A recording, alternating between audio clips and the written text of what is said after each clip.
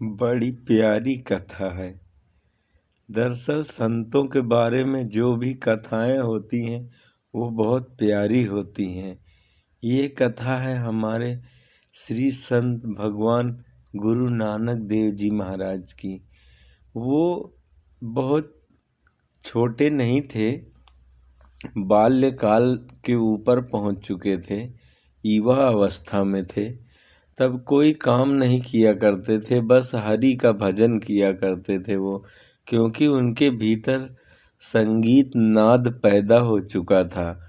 जो भीतर अनहद नाद, एक ओंकार उनके भीतर गुंजायमान हो रहा था, वो एक हाथ की ताली उनके भीतर बज रही थी और वो अपनी मस्ती में हमेशा मस्त रहते थे, अपना गीत गाते और नृत्य करते रहते थे। तो उनके पिताजी परेशान होके उनको अपने जानवरों के लिए बोल दिया, ये जानवर ले जाओ, इनको चरा के ले आओ, चुंगा के ले आओ। तो अपना जानवरों को छोड़ देते और डंगरों को लेके चले जाते जंगल में और बैठे रहते थे अपना मस्ती में। और जानवर आराम से कभी दूसरे के खेत में चर रहे, कभी कहीं खा पी के मस्त हो जाते और घर को चले जाते। और नानक देव जी बहुत देर में जब अपना हरि भजन में वो तो लीन हो जाते थे, जब उठते देखते जानवर तो अपने घर जा चुके हैं। कभी कभी तो जिसके खेत में पड़े होते वो ले जाता। और तब उनके पिताजी तंग आके बोले, तुम एक काम करो, सिर्फ खेत पे रहा करो, जाके अपने खेत को देखो, खेत में बीज की बुआई हो गई है, खेत की रखवाली करो। नानक जी को वहाँ पे भेज दिया। तो परम संत, संत का स्वभाव तो संत हृदय नवनीत समाना, एकदम मक्खन के समान कोमल होते हैं। बेचारे एकदम सहज भाव से चले गए खेत पे, वहीं अपना बैठे रहते। और यूं तो रोज ये काम चलता था, चिड़िया आती थी, आराम से अपना पूरा खेत चुंगती थी और चली जाती थी, और वो आराम से देखते रहते थे और मंद मंद मुस्काते रहते थे कि वाह, धन्य है प्रभु, हम कौन होते हैं मना करने वाले, ये तो इन्हीं का खेत है, उस परमात्मा का, परमात्मा के ही पक्षी हैं, परमात्मा के ही बीज हैं, खाने दो। मस्ती से वो भी अपना पड़े रहते थे। तो एक दिन उनके पिताजी आ गए, उन्होंने देखा, अरे ये तो चिड़िया सब बीज खाए जा रही और ये आराम से मंद मंद मुस्कुरा रहा। उनको बहुत ज़्यादा गुस्सा आती है उनके ऊपर। तो फिर वो उनको ले जाके एक बनिया के यहाँ, एक सेठ जी रहते हैं, उनके यहाँ तौलने का काम होता था। कभी गेहूँ तौले जाते थे, कभी चावल तौले जाते थे, कभी धान तौले जाते थे, ज्वार बाजरा, ये सारी चीज़ें तौली जाती थी सेठ जी के यहाँ।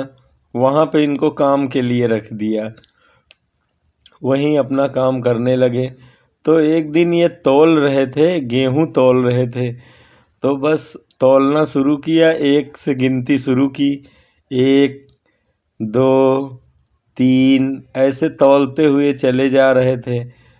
5 6 7 8 9 10 11 12 और ये पहुँचे 13 पे।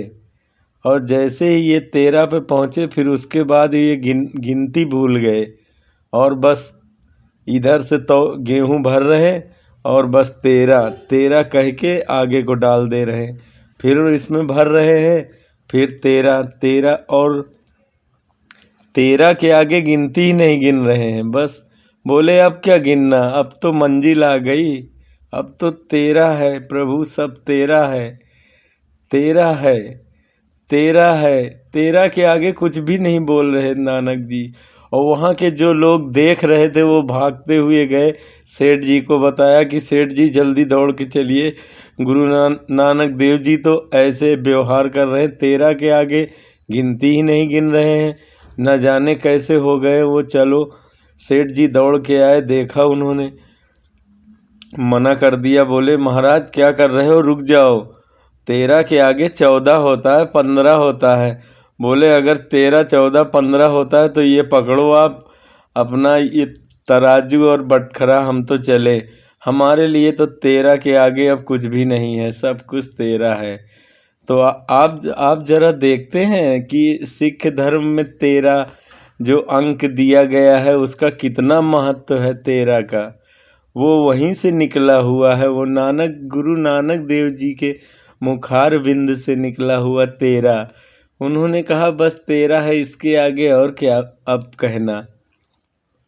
बड़ी प्यारी कथा है ये हमारे नानक देव जी महाराज की।